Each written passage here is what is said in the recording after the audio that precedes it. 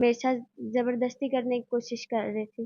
तो मैंने उनको पाँव से ना धक्का वगैरह दिया तो उनको शायद गुस्सा आ गया।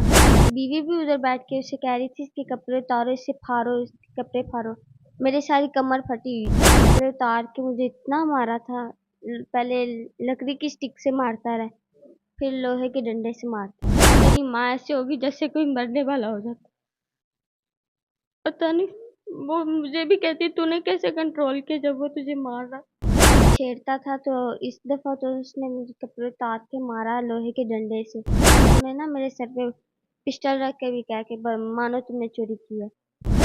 अस्सलाम वालेकुम नाज़रीन, मैं हूं एडी मलक और मेरे साथ तहरीम मौजूद है। आपने पहली वीडियो तहरीम की वालिदा नबीला बीबी की सुनी, जिसके मुताबिक इनकी बेटी पर जहां ये काम करती थी, मालिकान ने कमरे में बंद करके इस बच्ची को नंगा करके मारा। इसका जुर्म सिर्फ ये था कि इसने फ्रिज में से कुछ चीज निकाल के खाई थी और फिर उसके बाद इन्होंने चोरी का इल्जाम लगाकर इस बच्ची के खिलाफ एक मुकदमा झूठा दर्ज करवाया और इसको अपनी वो जो चोरी का मुकदमा दर्ज करवाया था उसको साबित करने के लिए इस बच्ची को मारपीट का निशाना बनाते रहे। इसको नंगा करके लोहे के डंडों के साथ इस बच्ची को मारते रहे। इस बच्ची का आप बाजू देख सकते हैं कि जो कि मुकम्मल तौर पर वो टूट चुका है।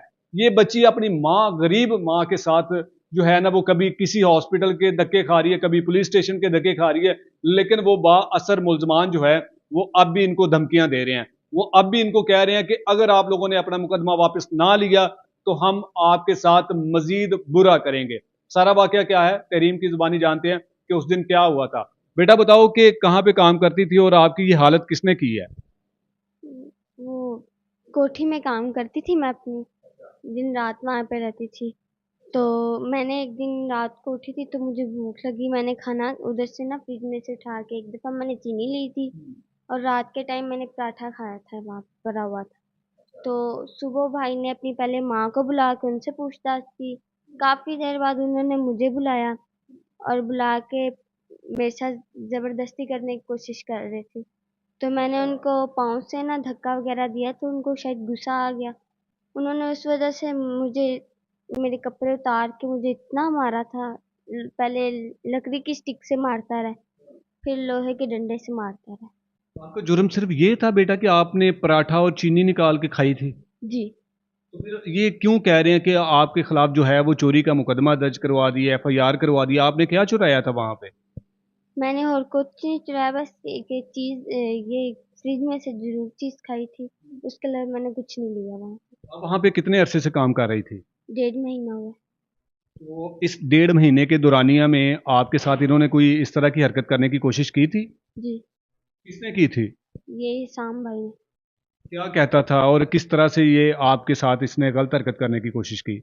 नहीं, पहले छेड़ता था तो इस दफ़ा तो उसने मुझे कपड़े उतार के मारा लोहे के डंडे से। तो कमरे में बंद करके दोनों मियाँ बीवी ने मारा है, इतने नहीं दोनों ने मारा। तो उसकी माँ एक दिन पहले हज करके आई थी, वो आके बाहर टीवी लॉन्च में पहले बैठी है। फिर भी चीखों की आवाज़ आ रही थी, वहाँ से उठी है वो अपने कमरे में चली गई, जाके उसने दरवाज़ा बंद कर लिया। मेरी अम्मी को उसने खुद बताया, उसने कहा इतनी इसकी चीखों की आवाज़, इतना उसने मारा है, इसकी चीखों की आवाज़ बाहर तक आ रही थी और मेरे से कंट्रोल नहीं था हो रहा। ये किसने कहा? आपकी अम्मी को किसने बताया? उसकी माँ ने, जो एक शाम की माँ ने बताया? जी, जो एक दिन पहले हज करके आई है। उस वो तो कहते हैं कि आपने कुछ पैसे भी चुराए हैं, कुछ सोना चुराया, तो ये आपने वाकई चुराया है? नहीं, मैंने उनके सामने कुरान की कसम खाई, मैंने कहा भाई मैंने कोई चोरी नहीं की। वो फिर भी आपने चोरी की है, तुमने चोरी की है, मानो चोरी की है। फिर उन लोगों ने ना मेरे सर पे पिस्टल रख के भी कहा कि मानो तुमने चोरी की है। पिस्टल किसने रखा था? वो सामने, तो बाई लॉन्च में लाके उसने एक फायर भी किया था, चलाई भी थी। तो फिर भी मैंने तब भी मैंने कहा कि नहीं मैंने नहीं चोरी की। धन आपने क्या काम करती थी वहां पे? उनकी बच्ची संभालती थी और सफाई करती थी। कितने पैसे आपको देते थे? 15,000। अच्छा, जब आपके साथ इसने गलत हरकत करने की कोशिश की थी हसाम ने, तो आपने उसकी बीवी को बताया था या उसकी माँ को बताया था? वही तो उसकी माँ उसकी बीवी को फिर बाइक लेके आई ना, तो पीछे से यानी कि जब शुरू हुई है बात तो मेरे साथ छेड़ता रहा है। जब फिर उसकी बीवी भी उधर बैठ के उसे कह रही थी इसके कपड़े उतारो, इससे फाड़ो, इसके कपड़े फाड़ो। मेरी सारी कमर फटी हुई थी, फिर मेरे यानी कि सारे कपड़े उतरे हुए थे। तो बैठी बेड पे बैठी ये कह रही थी इसे और मारो, इसे और मारो। ये आपके बाजू पे क्या हुआ है? ये टूटी हुई है बात मेरी, ये किस चीज के साथ मारा था जो आपका बाजू टूटा है?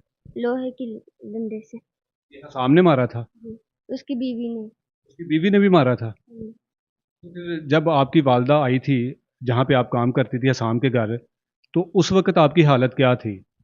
उस वक़्त मेरे नाक से खून बह रहा था, मेरे दुपट्टा खून से भरा हुआ था। अभी भी घर है, सारे मेरे कपड़े फटे हुए थे। बट मैं सोचती हूँ कि पता नहीं तब मेरी माँ भी मेरे मुझे देख के क्या बीती होगी। एक माँ, तब मेरी माँ ऐसे होगी जैसे कोई मरने वाला हो जाता। पता नहीं, वो मुझे भी कहती तूने कैसे कंट्रोल किया जब वो तुझे मार रहा। बेटा, जब आपकी वालदा आई थी तब आपने अपनी माँ को क्या बताया था कि मुझे ये क्यों मार रहे हैं? मैंने सारा बताया था, पर तब मुझे उन्होंने ना इस तरह उन्होंने मारा था कि मैं अभी भी रात को कभी कभी डरती हूँ। यानी कभी भी मुझे डर लगता है, कभी कभी मैं डर के मारे बोलती नहीं हूँ घर में। तो मैंने तब मम्मा को पहले नहीं बताया, फिर मम्मा ने मेरे सामने हाथ जोड़े, मम्मा ने मेरे पाँव पकड़े, फिर मैंने मम्मा को सारा बताया। मैंने आपने कुछ भी नहीं वहां से चुराया? मैंने कुछ नहीं। ये जो कुछ आपके बारे में बता रहे हैं या आपके बारे में इन्होंने जो एफआईआर करवाई है वो सारी की सारी झूठी है? जी, सारी झूठी। उन्होंने अपने आप को बचाने के लिए कि मेरी कोई बात सामने ना आए, इसलिए उन्होंने ये एफआईआर करवाई है सर। अब आप क्या चाहती हैं कि इन लोगों के खिलाफ क्या होना चाहिए? मैं इतना चाहती हूँ उसको भी, यानी कि उसके भी हाथ पांव तोड़े जाएं जैसे उन्होंने मुझे मेरे तोड़े हैं ना, और कड़ी से कड़ी सजा मिली जाए उसे। आप पढ़ती नहीं थी? पहले हम छोड़ा था मदरसे, मजबूरी इतनी थी, मम्मा ने मुझे वहां से छुड़वा के मदरसे से तो काम पे लगवा दी। तो अब दोबारा से ठीक होके फिर किसी के घर पे काम करोगी या पढ़ने के लिए कोशिश करोगी? और क्या कर सकते हैं, काम ही हम गरीबों ने करना है, इसके अलावा हमारे पास है ही क्या जो हम। बेटा, अगर वो शख्स आपके साथ गलत हरकत कर देता या उसने जिस तरह से आपके साथ करने की कोशिश की है, तो अगर वो अपने मकसद में कामयाब हो जाता तो आपके लिए तो ज़िंदगी भर जो है ना वो मैं कहता हूँ कि पछतावे के अलावा कुछ नहीं होना था। अभी भी मेरे पास पछतावे के अलावा और कुछ नहीं है। नाज़रीन, आप इस बच्ची की गुफ्तगू सुने और इस बच्ची की सोच आप देखें कि इसका ये कहना है कि मेरे पास अब भी पछतावे के अलावा कुछ नहीं है। यकीन करें, मैं तो सिर्फ इतना कहूँगा कि गरीबों का पैदा होना ही सबसे बड़ा पछतावा है। हम इन बच्चों के लिए कुछ भी नहीं कर सकते। हम इस तरह के न जाने कितने बच्चों की कहानियां आपके सामने जो है वो सुनाते रहते हैं।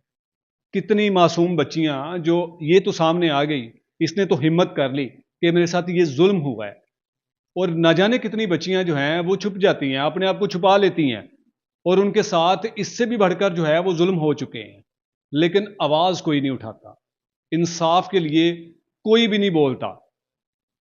हमें तहरीम को इंसाफ दिलाना होगा। तहरीम की मजबूरी थी, गरीबी सबसे बड़ी मजबूरी होती है जिसका कोई भी नेमोल बदल नहीं है। इसने अपने माँ बाप का सहारा बनने के लिए पढ़ाई छोड़ी, और फिर चंद पैसों के लिए इस बच्ची ने उस दरिंदों के घर, उन दरिंदों के घर जिनका शायद इसको ना पता था कि मेरे साथ यहां पर क्या होगा, उस जालिम इंसान की मां इस बच्ची के साथ तशद्दुद करने से एक दिन पहले हज की सादत हासिल करके वो वापस लौटी हैं। और यकीनन ऐसे लोगों को खुदा इबरत का निशान बनाएगा। ये लोग अब इनको परेशान कर रहे हैं, इनको ब्लैकमेल कर रहे हैं कि अपना मुकदमा वापस लो। इस बच्ची का मेडिकल हुआ है, इस बच्ची का आप बाजू देख सकते हैं। मैं इस बच्ची के जिस्म की वो बाकी तस्वीरें जो इनकी वालिदा ने मुझे दिखाई वो मैं आपके साथ शेयर नहीं कर सकता। इस बच्ची को इन जालिमों ने, इन दोनों मियाँ बीवी ने इस कदर अपनी दरिंदगी का निशाना बनाया, और वो बदकिस्मत और बदबख्त इंसान जिसने ये नहीं सोचा कि ये भी किसी की बेटी है, ये भी किसी की बहन होगी जो मेरे बच्चों की जो है वो देखभाल करती है, मेरे बच्चों के साथ खेलती है, मेरे बच्चों को खिलाती है ताकि वो रोए ना। लेकिन आप लोग, इंसानियत ख़त्म हो चुकी है। अब जब आप लोग सलाखों के पीछे अब जब आप लोगों को पुलिस ने गिरफ्तार किया, तो अब आप इनको जो है वो ब्लैकमेल कर रहे हैं, सिर्फ इसलिए कि इस बच्ची ने, जिसे भूख लगी थी, उसने सिर्फ एक रोटी का निवाला और थोड़ी सी चीनी निकाल के खाई, जिसकी आप लोगों ने इतनी बड़ी सजा दी। मेरी आला हुकाम से ये गुजारिश है कि ऐसे लोगों को किसी किस्म की माफ़ी ना दी जाए। तहरीम के लिए आपको आवाज़ उठाना होगी। ऐसा ना हो कि न जाने और कितनी तहरीम ऐसे अमीर ज़ादों की जो है वो दरिंदगी का निशाना बन जाए। इस बच्ची ने अपनी इज्जत को तो महफूज रख लिया, लेकिन अपने जिस्म पर चोटें इसने बर्दाश्त की। उन जालिम मियाँ बीवी का तशद्दुद इस बच्ची ने बर्दाश्त किया, लेकिन इसने अपनी इज्जत पर आंच नहीं आने दी।